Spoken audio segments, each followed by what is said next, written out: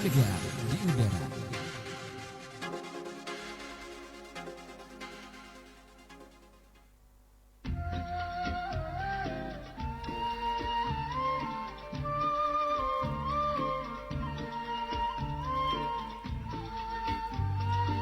Assalamualaikum warahmatullahi wabarakatuh, sahabat MBS FM dimanapun Anda berada. Alhamdulillah di kesempatan pagi hari ini 25 Januari 2024 kita bisa hadir kembali di ruang dengar Anda. Seperti biasanya di Kamis pagi kita akan mengkaji kitab fikih karangan Abi Suja. Dan pada kesempatan pagi hari ini kita telah sampai pada bab sholat gerhana. Dan telah hadir di studio Al-Ustadz Dr. Muhammad Najib yang selama kurang lebih 45 menit ke depan akan menjelaskan tentang sholat gerhana. Sebelumnya kita sapa dulu Ustaz. Assalamualaikum Ustaz. Waalaikumsalam warahmatullahi wabarakatuh. Apa kabar nih Ustaz? Alhamdulillah. Alhamdulillah baik ya. Dan mudah-mudahan para pendengar juga dalam keadaan baik serta selalu dimudahkan dalam segala urusannya oleh Allah SWT. Dan selanjutnya kita serahkan kepada Ustaz untuk kajian pagi hari. Tafadhol Ustaz. Bismillahirrahmanirrahim. Alhamdulillahi rabbil alamin. Hamdan yuwafi ni'amahu wa yukafi'u mazidah. Ya Rabbana lakal hamdu kama yanbaghi li jalali wajhika wa li 'azimi sultanik. Subhanakallahumma la nuhsi thana'an 'alaika anta kama athnaita 'ala nafsik. Allahumma salli wa sallim wa barik ala sayyidina Muhammadin wa ala alihi wa sahbihi wa man tabi'ahu ila yaumiddin. Rabbi shrah li sadri wa yassir li amri wahlul 'uqdatam min lisani yafqahu qawli. Para pemirsa, para pendengar yang dimuliakan oleh Allah Subhanahu wa taala, alhamdulillah pada pagi yang cerah ini seperti biasa kita bisa bersua kembali dalam kajian rutin kita, kajian fikih, yang mana alhamdulillah pada halaqah kita kali ini kita akan membahas tentang sholat gerhana, yang mana pada halaqah-halaqah sebelumnya telah kita bahas tentang sholat sunnah secara mutlak. Seperti yang kita jelaskan bahwasanya sholat sunnah itu ada kalanya sholat sunnah yang dikerjakan sendirian, tidak disunnahkan untuk dilakukan dengan cara berjamaah, dan itu telah kita selesaikan penjelasannya. Dan untuk kita saat ini kita akan mulai untuk menerangkan sholat yang disunahkan untuk dikerjakan dengan berjamaah. Kalau tidak salah kemarin pada halaqah kita sebelumnya telah kita terangkan tentang sholat Idul Fitri, ya. Sekarang kita akan menerangkan sholat kusuf, sholat gerhana, dan insya Allah pada halaqah kita yang akan datang kita akan menerangkan sholat istisqa. Bismillahirrahmanirrahim. Sholat kusuf, ya, atau dinamakan sholat gerhana. Ya, biasanya dikatakan untuk menurut bahasa yang fasih adalah kusuf pakai kaf itu untuk gerhana matahari, dan khusuf pakai kha untuk gerhana rembulan. Dan sholat gerhana ini sangat disunahkan atau sunnah muakkadah, ya, sangat dianjurkan meskipun dilakukan dengan sendirian. Jadi boleh dilakukan sendirian kalau misalnya tidak ada orang yang mau diajak berjamaah, ya boleh Anda lakukan dengan sendirian. Tetapi yang dianjurkan adalah untuk dilakukan dengan berjamaah dan makruh untuk ditinggalkan. Kalau dilakukan berjamaah, maka yang afdol adalah dilakukan di dalam masjid. Kemudian dalil disunahkannya sholat gerhana ini adalah sabda baginda Rasulullah Sallallahu Alaihi Wasallam seperti dalam kitab Sahih Bukhari dan Sahih Muslim. Beliau telah bersabda, Inna syamsa wal qamara ayatani min ayatillah, la yankasifani li mauti ahadin wala li hayatihi. Fa idza ra'aitum dzalika fasallu wad'u hatta yankashifa ma bikum, yang artinya sesungguhnya matahari dan rembulan adalah dua tanda kebesaran Allah. La yankashifani, tidak terjadi gerhana karena kematian seseorang dan tidak juga karena hidupnya seseorang atau kelahiran seseorang. Wa idza ra'aitum fa idza ra'aitum, jika engkau sekalian melihat gerhana, fasallu, maka lakukanlah salat. Wad'u, dan berdoalah kepada Allah sampai hal tersebut selesai.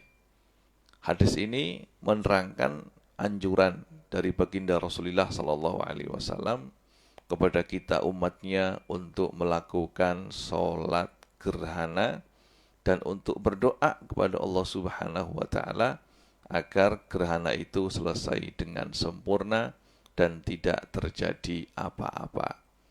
Karena ada kemungkinan juga jangan-jangan mataharinya ya tidak bisa kembali dan terjadi kiamat. Maka Nabi mengajarkan kepada kita jika terjadi fenomena alam seperti ini, maka sholatlah dan doalah kepada Allah.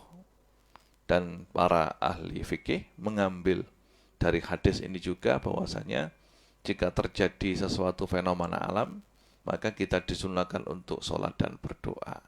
Ya, dan ya memang termasuk salah satu kebiasaan yang terjadi di baginda Rasulullah Sallallahu Alaihi Wasallam. Kalau terjadi angin yang berhembus dengan kencang atau hujan misalnya yang berhembus, hujan turun dengan deras, beliau kelihatan cemas dan berdoa kepada Allah Subhanahu Wa Taala. Yaitu mengajarkan kepada kita bahwasannya betapa takutnya baginda Rasulullah Sallallahu Alaihi Wasallam kepada Allah Subhanahu Wa Taala. Jangan-jangan fenomena itu tidak kembali dan terus menjadi kiamat. Itu tanda jangan-jangan fenomena terjadi karena banyaknya dosa kita. Jangan-jangan kita tidak selamat dari fenomena tersebut. Sehingga jika terjadi fenomena seperti ini, kita disunahkan untuk sholat dan disunahkan untuk banyak berdoa. Ya kebalikan orang sekarang, terjadi gerhana malah dilihat, ya dijadikan sebagai ajang wisata, dibuat untuk selfie. Itu suatu yang sangat memilukan. Dan hadis ini sabab urutnya adalah ketika itu putra beliau, putra baginda Rasulullah sallallahu alaihi wasallam yang bernama Ibrahim radhiyallahu anhu wafat, ya, masih kecil. Dan bertepatan ketika beliau wafat, ini terjadi gerhana. Sehingga orang-orang Islam ketika itu punya anggapan, ini terjadi gerhana karena bertepatan dengan wafatnya putra beliau Ibrahim. Maka Nabi Sallallahu Alaihi Wasallam mengajarkan terjadinya gerhana bukan karena kematian seseorang dan bukan karena kelahiran seseorang, tapi merupakan tanda kebesaran Allah. Jika tanda itu terjadi, maka cepat-cepatlah sholat dan berdoalah kepada Allah Subhanahu wa Ta'ala. Falhasil hukum daripada sholat gerhana ini adalah sunnah muakkadah. Kemudian waktunya sholat ini adalah bibtiga'i taghayyur. Ketika matahari sudah mulai gerhana, itu sudah mulai disunahkan untuk sholat dan waktunya habis bil injila. Kalau sudah selesai gerhana secara sempurna, mataharinya sudah sempurna, bulannya sudah kelihatan sempurna, maka habislah waktu mengerjakan sholat gerhana. Atau dengan matahari tenggelam. Matahari tenggelam dalam keadaan gerhana berarti waktunya telah habis. Begitu juga jika gerhana bulan, ya, mataharinya terbit berarti gerhana bulan telah selesai. Dan perlu diketahui, sholat gerhana ini tidak boleh diqadha. Tidak ada orang mengqadha sholat gerhana, itu tidak boleh. Karena ini termasuk sholat yang punya sebab, ya, berdasarkan kaidah. Karena sholat sunat itu sholat dzatu sababin, maka tidak disunahkan untuk diqadha. Kemudian cara melakukan sholat gerhana. Cara melakukan sholat gerhana itu ada 3 cara. Sebagaimana disebutkan oleh para ulama, disebutkan oleh Imam Bajuri dalam Hasyiah beliau. Cara yang pertama adalah antusalla rok'ataini kasunnatis subhi min ghairi tatwilin, yaitu dengan sholat 2 rakaat seperti sholat sunnah subuh. Ya, 2 rakaat seperti sholat duha gitu, 2 rakaat tanpa memanjangkan bacaan. Ya, setiap rakaat ada 1 rukuk dan 1 qiyam, ya, seperti sholat biasa. Jadi kalau Anda malas gitu, ya sudah, kamu bisa dikerjakan dengan cara yang paling mudah ini. Ya, ini cara yang paling mudah. Cara yang kedua adalah namanya adnal kamal. Ya, sempurna, tapi sempurna yang paling minim, ya. Kalau gitu bisa dikatakan begitu, ya. Yang kedua adalah antusalla rakaataini min ghairi tatwilin. Salat gerhana, salat 2 rakaat tanpa memanjangkan bacaan dan tanpa memanjangkan qiyam. Ya, bi ziyadati ruku'in wa qiyamin, dengan menambah rukuk dan qiyam, menambah rukuk dan berdiri di setiap rakaat. Fayakunu fi kulli rakaatin qiyamani wa ruku'ani, sehingga di setiap rakaat itu ada 2 qiyam dan ada 2 rukuk, dan wajib membaca Fatihah di setiap rakaatnya. Jadi cara ini adalah saya terangkan dengan ringkas, yaitu takbiratul ihram dengan niat usolli sunnatal kusuf, ya, lillahi ta'ala. Kalau jadi makmum ya makmuman, kalau jadi imam ya imaman. Kemudian membaca doa istiftah, ya, ini wajah tuh. Kemudian membaca Al-Fatihah. Kemudian membaca surat, terserah suratnya apa. Kemudian setelah itu rukuk, ya, rukuk.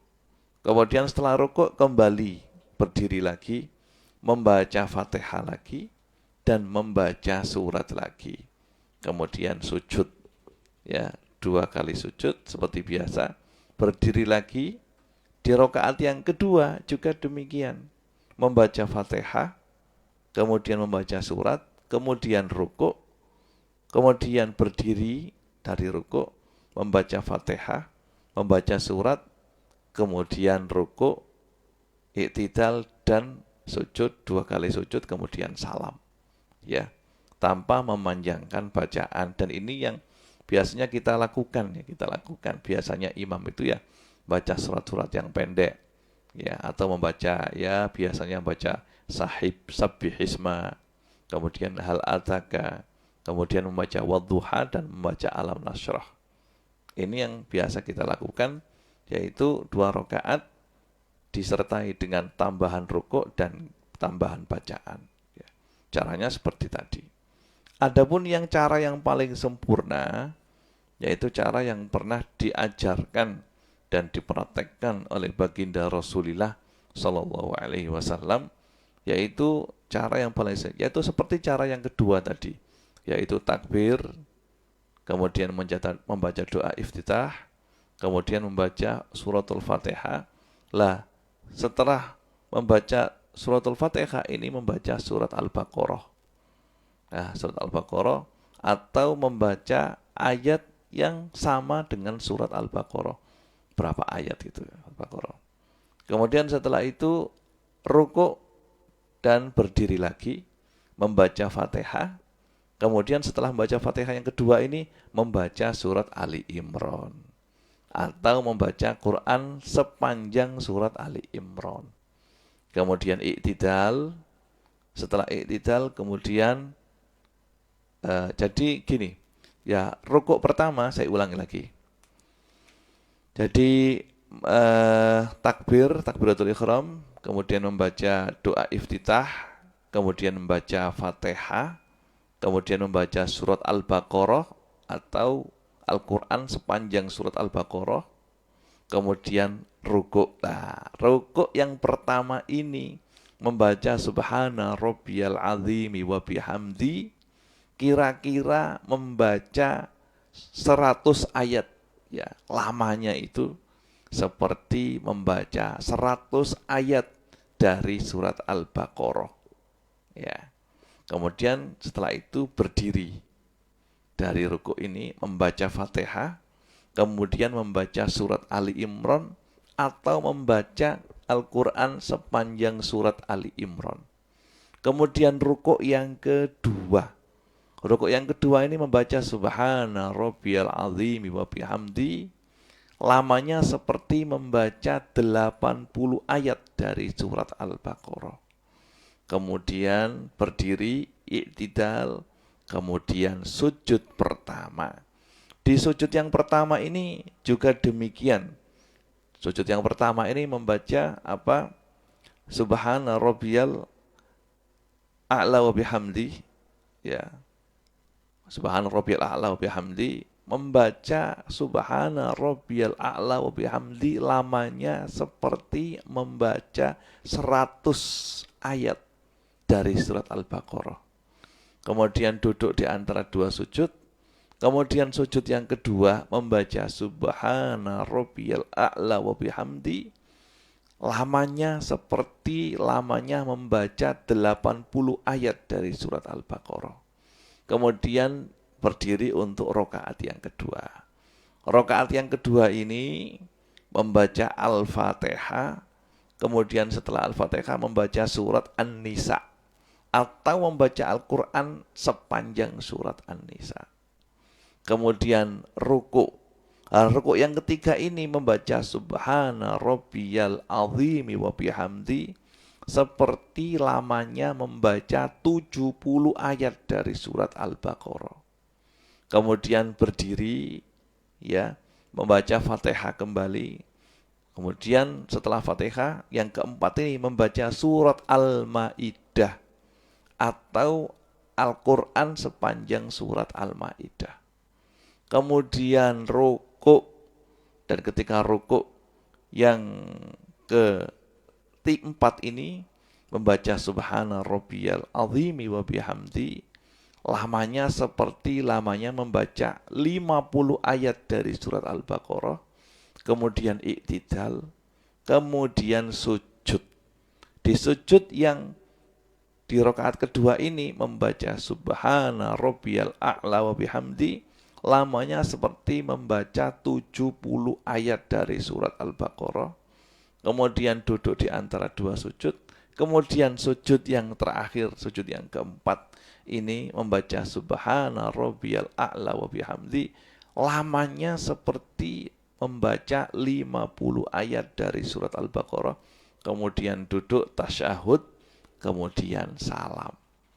Nah, setelah salam disunahkan untuk bagi imam melakukan khutbah. Dan khutbah ini rukunnya seperti khutbah Jumat. Persis seperti khutbah Jumat. Harus ada hamdalah, sholah ala nabi, wasiyabit taqwa. Kemudian membaca ayat dari Al-Quran. Kemudian nanti di khutbah yang kedua duduk di antara dua khutbah. Kemudian khutbah yang kedua membaca hamdalah, salawat kepada Nabi, wasiat bitaqwa, dan berdoa untuk muslimin. Rukunnya sama persis seperti rukunnya khutbah Jumat. Dan isi daripada khutbah sholat gerhana ini adalah anjuran untuk bertaubat, anjuran untuk kembali kepada Allah Subhanahu wa taala, anjuran untuk memperbanyak doa, anjuran untuk bersedekah. Mudah-mudahan selamat, ya, dan mudah-mudahan membawa kebaikan dan gerhana ini cepat selesai. Yaitu. Dan disunahkan sebelum menghadiri sholat gerhana ini untuk mandi terlebih dahulu, sudah. Ini adalah amaliyah sholat gerhana, ya. Kalau kita praktekkan cara yang dipraktekkan oleh baginda Rasulullah SAW, agaknya sholat gerhana itu butuh beberapa jam. Ya, kalau qiyam yang pertama itu membaca surat Al-Baqarah, qiyam kedua membaca surat Ali Imran, kemudian rakaat yang kedua qiyam pertama itu membaca An-Nisa, kemudian berikutnya membaca Al-Maidah. Rasanya yang membaca 8 juz ini panjang sekali, ya. Mungkin butuh waktu sekitar 3 jam atau 4 jam karena sujudnya juga lama, rukuknya juga lama. Ya. Makanya diceritakan di suatu tempat itu pernah imamnya itu mempraktekkan cara ini. Ternyata ketika selesai salam, maka dia kaget karena makmumnya kabur semuanya. Tidak kuat ya. Maka untuk sekarang dia kita sholat gerhana dengan cara yang adnal kamal saja, yaitu dengan cara ditambah qiyam dan ditambah rukuk, tapi tidak pakai tatwil ya, tidak pakai memperpanjang bacaan, supaya orang-orang itu ya mau mengikuti dan maaf tidak kapok lagi untuk menghadiri sholat gerhana ya. Dan itu sudah bagus ya, karena sholat gerhana itu makruh kalau kita tinggalkan. Kiranya kajian ini ya, inilah yang bisa kami terangkan untuk kajian sholat gerhana. Ada pertanyaan Ustaz? Baik, syukron, keterangannya sangat jelas sekali, namun ada beberapa pertanyaan dari yang tidak disebut namanya nih Ustaz. Terkait melaksanakan sholat gerhana tapi terlambat, tiba-tiba sudah rukuk, itu bagaimana cara, apa ikut rukuk langsung atau ikut tatwil syarat-syarat yang panjang tadi gitu Ustaz? Ya sudah, ikut rukuk langsung. Sebagaimana sholat fardu biasa gitu. Iya, ya mengikuti yang tersisa itu. Jadi kalau misalnya dia itu masih mendapatkan rakaat pertama, ya sudah. Ya nanti ikut imam persis. Ya, ikuti imam saja. Kecuali kalau Anda datangnya di rakaat yang kedua, maka Anda menambah satu rakaat dengan tatwil. Atau ya dengan 2 kali qiyam dan 2 kali ruku. Kalau misalnya datang ya di sholat gerhana, kemudian imam dalam keadaan rukuk di rakaat pertama, ya ikut rukuk saja sudah. Kemudian rukuk pertama ya, kalau dia rukuk ya, rukuk. Kalau dia mendapatkan rukuk, yang penting mendapatkan rukuk di rakaat itu, berarti dia mendapatkan rakaat itu. Ya, kemudian nanti mengikuti seterusnya sampai salam bersama imam. Tapi kalau dia mendapatkan rakaat yang kedua, maka dia harus menambah 1 rakaat lagi. Gitu. Dan sesuai tuntunan tadi ada 2 rukuk 2 sujud, Ya, gitu. Untuk kalau dia 2 berdiri, menambah 1 rakaat ya harus ada oke, 2 rukuk dan 2 qiyam 2 qiyam tadi. gitu. Ya. Kemudian misalkan gerhana matahari lantas tertutup awan, jadi start gerhananya tidak tahu, itu bagaimana mengira-ngiranya gitu Ustaz? Kan sekarang kan sudah canggih Ustaz ya. Kan sudah di pengumuman itu kan sudah disebutkan. Mulai Misalnya jamnya iya, gitu. NU itu kan sudah Masya Allah. Kalau ketika ada pengumuman gerhana itu disebutkan gerhana mulai jam segini. Itu sudah sangat akurat ya. Akurat. Jadi ilmu falak sekarang ini itu menurut pakar sekarang itu ilmu falak tahqiqi. Kalau dulu ilmu falak takribi. Jadi dulu itu jarak antara penetapan yang dicapai dengan ilmu falak dengan kenyataan realnya itu kadang-kadang terpaut 5 menit. Jadi misalnya kita hitung pakai falak ya, itu jam 8. Itu bisa jadi jam 8 lebih 5 menit gerhananya, atau jam 8 kurang 5 menit. Itu dulu. Tapi sekarang ilmu falaknya itu ilmu falak tahqiqi ya, menurut para pakar itu demikian. Jadi misalnya gerhananya penetapannya itu yang dihitung pakai ilmu falak itu jam 8. Paling terlambatnya itu 3 detik atau 5 detik, tidak sampai 1 menit. Ya, jadi sangat akurat ya. Jadi yuk Anda ikuti saja petunjuk ya, yang dari NU itu yang diumumkan bahwasanya gerhana menurut perhitungan falak terjadi jam 8. Kalau mau memastikan ya Anda mulailah jam 8 lebih 5 menit atau jam 8 lebih 10 menit. Insya Allah sudah cukup ya, dan tidak diragukan. Ya. Baik, kemudian apakah ada syarat tertentu bagi wanita untuk melakukan sholat gerhana atau sama dengan melaksanakan sholat-sholat? Sama sholat ya, sama juga, sama untuk seperti melakukan sholat id juga sama, hendaknya datang ke masjid misalnya ya, kemudian tidak memakai pakaian yang mencolok dan tidak memakai wangi-wangian ya, seperti yang kita terangkan dalam sholat id kemarin ya. Jadi sama. Kalau mau enaknya ya perempuan itu tidak usah keluar aja, sholat jamaah, sholat id di rumah dengan anak-anaknya juga tidak apa-apa. Atau banyak kerjaan ya sholat id dengan dilakukan dengan cara yang pertama, yaitu dengan sholat 2 rakaat kemudian berdoa dan selesai. Tanpa khutbah. Tanpa khutbah juga tidak apa-apa, kan khutbah juga sunnah. Terkait surat khusus yang jenengan sebutkan tadi, apakah itu anjuran atau surat lain boleh? Boleh, itu anjuran, itu fuqaha menyebutkan surat Al-Baqarah atau surat lain yang panjangnya seperti Al-Baqarah. Ya, Al-Baqarah kan 3 juz, ya baca saja 3 juz. Dari juz 25, misalnya juz 25, juz 26, 27, itu kan ya sama dengan surat Al-Baqarah 3 juz. Ya, atau untuk qiyam kedua surat Ali Imran atau Al-Quran yang sepanjang surat Ali Imran. Ya, Ali Imran itu sekitar 2 juz setengah. Baca saya 2 juz setengah. Itu. Ya. Baik. Jelas sekali. Dan kita sapa dulu untuk sahabat yang sudah hadir dari Bintan. Ada Akhi Munawir ini. Munawir Bisri dari Bintan. Kemudian dari Petis duduk sampean ada Imam Mawardi. Ahlan Mawardi, dan juga pendengar ada Ivan Nurseha, ada Sam Junior. Ini Sam Junior ini sahabat saya yang ada di Malaysia nih, kebetulan kerja di sana. Kemudian ada Windy Akila Al-Aulia, kemudian Khalil Tauhid dan Agus Khairuddin. Syukron untuk sahabat yang sudah bergabung. Nampaknya nggak ada pertanyaan lagi nih, Ustaz. Ya. Dan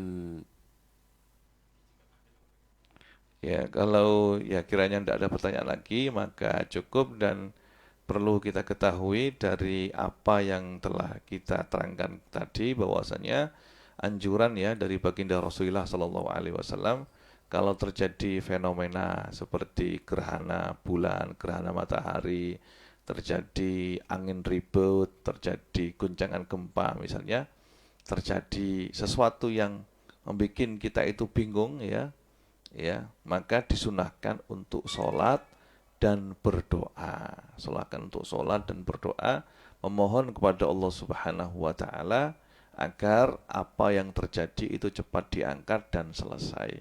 Itu adalah tuntunan agama yang diajarkan dan dicontohkan oleh baginda Rasulullah Sallallahu Alaihi Wasallam. Jadi kalau terjadi kejadian seperti ini, itu kita itu sedih, dan kita itu resah. takut dan resah. Jangan kejadian-kejadian seperti ini itu kita girang atau menvideokannya dan dijadikan sebagai tempat selfie atau apa. Itu termasuk sesuatu yang tidak baik. Nah, ini yang bisa kami sampaikan. Mudah-mudahan apa yang telah kita sampaikan dijadikan sama Allah Subhanahu wa Ta'ala sebagai ilmu yang bermanfaat, bisa kita lakukan, kita praktekkan, dan Allah Subhanahu wa Ta'ala selalu memberikan taufik dan hidayahnya kepada kita, sehingga setiap ilmu yang kita pelajari bisa kita amalkan sehingga menjadi amal yang soleh dan ilmu yang bermanfaat. Nas'alullah Subhanahu wa Ta'ala ayaj'ala ilmana hujjatan lana la hujjatan alaina, wa yaj'alahu ilman nafi'an mubarakan, wa sallallahu ala sayyidina Muhammadin wa ala alihi wa sahbihi wa sallam, walhamdulillahi rabbil alamin. Assalamualaikum warahmatullahi wabarakatuh. Waalaikumsalam warahmatullahi wabarakatuh.